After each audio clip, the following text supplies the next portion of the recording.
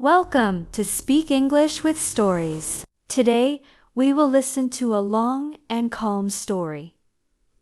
This story is about coffee. Coffee is a drink many people love. People drink it in the morning. People drink it at work. People drink it with friends. But coffee was not always part of daily life. Long ago, people did not know this drink. They did not know its smell or taste. In this video, we will travel through time. We will begin in Africa. We will move to the Middle East. Then we will go to Europe and the modern world. This is not a lesson. This is not a lecture.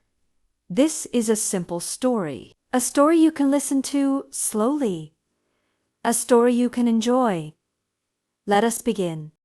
Coffee is one of the most popular drinks in the world today. People drink it in the morning, at work, and with friends. But long ago, coffee did not exist as a drink. People lived without it, and days were slower. The story of coffee begins in Africa. It begins in a country called Ethiopia. This happened many hundreds of years ago. At that time, people lived close to nature. They watched animals, plants, and seasons carefully. This is the beginning of the long history of coffee. Ethiopia has high mountains and green land. There are small villages and open fields. People worked with animals and plants every day. Life followed the sun and the weather. In these lands, wild coffee plants grew naturally. They were not farms. They were part of the land. People walked past them without knowing their value. The coffee plant had small green leaves. It had red berries that looked bright and beautiful. Inside each berry were 2 seeds. These seeds would later change the world. At that time, no one knew this. The plants were just part of nature. The story was still waiting to begin. There is an old story about a young man named Kaldi. Kaldi was a goat herder. Every day, he walked with his goats across the hills. He knew their behavior very well. One day, Kaldi noticed something strange. His goats were eating red berries from a small tree. After eating, the goats became very active. They jumped, ran, and did not want to sleep. Kaldi had never seen this before. The goats were full of energy, even at night. He felt curious and confused. Kaldi picked some berries and looked at them. They were smooth and red. He tasted them carefully. Soon, Kaldi felt different. He felt more awake. His body felt lighter. His mind felt clear. Kaldi did not understand why this happened, but he knew something was special about the berries. Kaldi took the berries to a local religious place. The people there listened to his story. They also wanted to understand the berries. At first, they threw the berries into fire. The berries burned, and a strong smell filled the air. The smell was rich and deep. They took the burned berries from the fire. They crushed them. They added hot water. The water turned dark. The smell became stronger. They tasted the drink carefully. After drinking it, they felt awake. They felt focused. The drink helped them stay alert at night. Slowly, people began to use the berries more often. They learned how to dry them. They learned how to roast them. They learned how to prepare the drink. This was the first coffee. The drink did not stay in one place. People talked about it. They shared it with others. Coffee was ready to travel. It would move across lands and seas. It would enter cities and homes. What began with goats and red berries was now becoming part of human life. This is only the beginning of the story. Coffee did not stay only in Ethiopia. People talked about it and shared it with others. Travelers carried stories of the dark drink. Slowly, coffee began to move across land and sea. The next important place in the story of coffee was Yemen. Yemen is across the Red Sea from Ethiopia. People there began to grow coffee plants carefully. They understood the value of the drink. From this place, coffee would begin its long journey. It would enter cities, cultures, and daily life. The world was ready for coffee. In Yemen, coffee was not wild anymore. People planted it, protected it, and cared for it. They watched the plants grow slowly. They waited for the red berries to appear. People in Yemen learned better ways to prepare coffee. They dried the berries in the sun. They roasted them over fire. They crushed the seeds into small pieces. The drink became smoother and stronger. People drank it every day. They drank it at home and in groups. Coffee helped people stay awake at night. It helped them focus during prayer and study. It became part of religious and social life. The drink was called kawa. This word later changed in many languages, but the meaning stayed the same. Yemen became the center of coffee trade. Ships carried coffee beans to other lands. The drink was no longer a secret. As coffee spread, coffee houses began to appear. These places were not just for drinking. They were places for people. Men gathered in coffee houses to talk. They shared news and stories. They discussed ideas and events. People listened to music. They played games.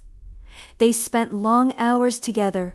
Coffee houses appeared in cities like Mecca and Cairo. Later, they appeared in Istanbul and Damascus. Each city had its own style. Some leaders were afraid of coffee houses. They thought people talked too freely there. At times, coffee houses were closed, but people loved them. They always returned. Coffee houses became part of city life. Coffee was now more than a drink. It was a social experience. It connected people. In the Ottoman world, coffee became very important. People prepared it with care and respect. Coffee was not rushed. Water was heated slowly. Coffee was boiled carefully. The drink was thick and strong. Serving coffee became a tradition. Guests were welcomed with coffee. Refusing coffee was not polite. Coffee was served in small cups. People drank it slowly. They talked while drinking. Coffee was part of family life. It was part of business meetings. It was part of daily routine. The Ottoman Empire helped coffee spread even more. Trade routes carried coffee far and wide. Travelers carried the habit with them. By this time, coffee had reached many lands. Its journey was not finished. A new chapter was beginning. Coffee had crossed Africa and the Middle East. It had entered cities and homes. People accepted it into daily life. But the world was growing smaller. Ships traveled farther. New lands were being discovered. Soon, coffee would reach Europe. There, it would change again. New habits would form. New traditions would appear. Coffee was ready for the modern world.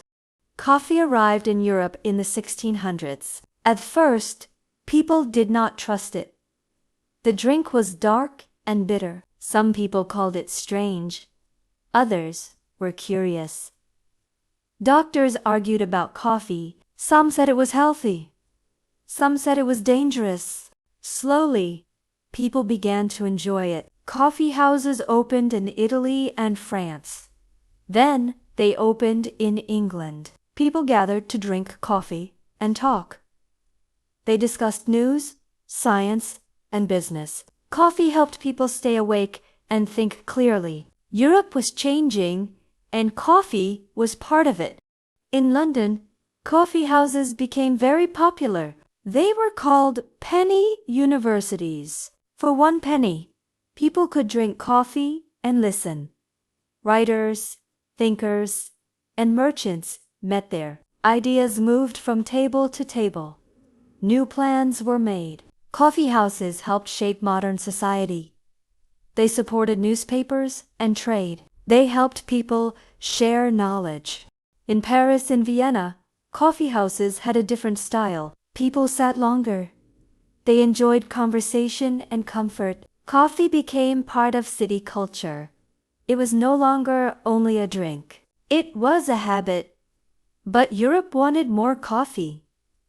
Demand was growing fast. Coffee had to be produced in large amounts.